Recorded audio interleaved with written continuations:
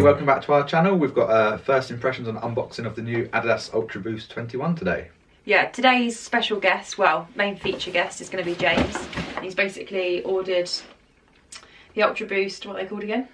Adidas Ultra Boost 21s. 21s. You've run in Boost before? You have, haven't you? Yeah, many years ago. I think the Ultra Boost kind of moved away and went more of a fashion trainer really, but I'm quite excited by the look of this shoe. And part of the Adidas Creators Club, I got early access, so they don't actually come out till next week. And actually really good service. I ordered these last night and here they are today. Yeah, ordered them last night and then was like, Katie, they're coming tomorrow. So James, open them up. All the cats are like, what's going on? Right, give me the box and I'll take it away. Invoice, unfortunately, my discount code didn't work on there. Just rip it open. So it's a Off we go. open outwards box. Ooh. Okay, gone for the sort of standard design.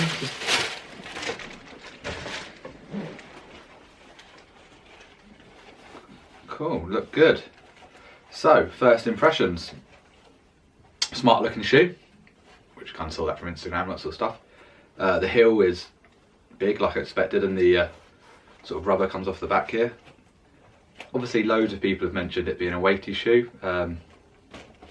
You can feel the weight in hand, but I don't think it's anything to worry about. The weird thing is people keep going on about weight, but this isn't a racing shoe, so I don't know. Don't compare it to a Vaporfly or that's just not fair. So quickly just to run over the shoe, got a little few statistics for you. The website says this is a 340 gram shoe.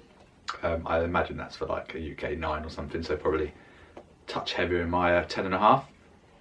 10mm drop, 30.5 mils in the back, 20.5 in the front.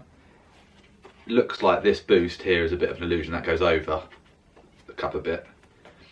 Talking of boost, there is 6% more boost foam in this than the previous versions to give you a bit more sponge and sort of cushioning, I guess, which is what you want from this shoe. Obviously we all know what comes with Boost. Boost is a nice soft material, a little bit heavier than some of the other materials, but I think for a slower or an easy day shoe you can sacrifice a bit of weight for comfort. So that's kind of why I'm not really bothered about the weight. Adidas have put a new torsion system into this shoe. So before they had, like on most Adidas shoes, like a little grey bit in the middle. Here you can see the yellow torsion system. I believe that's going into the new Adios as well, so obviously it's something that Adidas invested into, and Adidas are quoting that will give you 15% more responsiveness in forefoot performance, so we'll give that a go. Continental rubber as usual, and then one of the, makes no difference to performance, but one of the nice things I like about this, Adidas call this their Parley Blue, which basically means in conjunction with the Ply the Ocean initiative.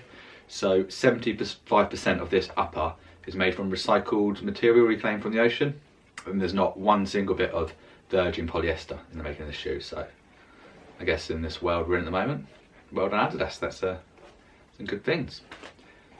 What should the shoe be used for, and who is it for?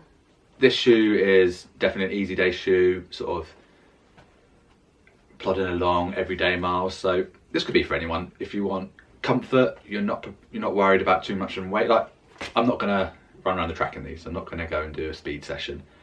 But if you just want to be comfortable, you know, be nice to your feet, be nice to your legs. You know, you've done a tough day the day before or whatever, then this will be the shoe for you. But I'll pop them on and go for a spin, and then I'm sure Katie and I will do a full review in the future.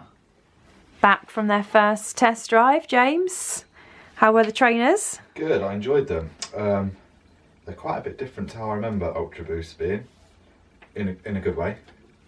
So, bearing in mind the ones I had were like version 1, so what was that, 6-7 years ago? On the original ones, on the bottom they had like, I think they called it a webbing rubber, so like a stretched web, so it was like gridded, if that makes sense.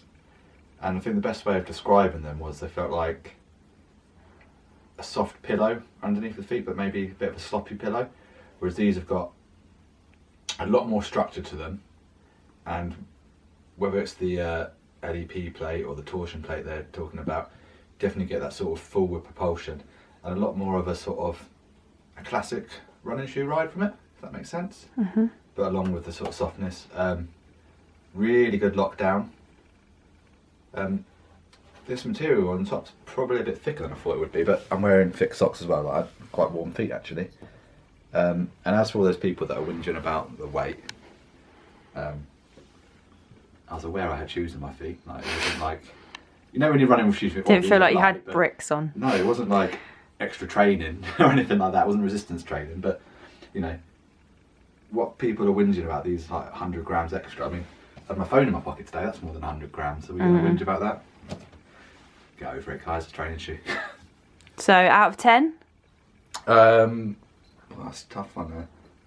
Around the 7 or 8, I think, to start with. But to be honest, I think these are going to break in quite nicely after a few runs. I think they're going to bed in well. Yeah, because that's their thing. Yeah, any one run. Feeling, like, they didn't feel stiff, don't get me wrong, but you know when you first went in, like, I think from the first Ultra Boost I expected that sponging and I say almost sloppy. That sounds bad. Like, I don't want it to be sloppy, but as I was moving, I didn't try and pick the pace up or anything at all today, but they felt smooth. The transition was nice, and then it's an enjoyable ride. I think that's the main thing. That's what I want out of it. Good stuff. So positive first impressions. Yeah, happy, and I managed to keep them pretty clean. Yeah, that's the only thing with the colours. They're very bright, aren't they? Yeah. Good stuff. Thanks, James. I'll definitely overdress for that one as well. Thanks for tuning in to see our thoughts and first impressions. Please like, subscribe and share, and keep an eye out because we've got Seth James Deemore coming on this afternoon for recording and a podcast, so keep your eyes out for that.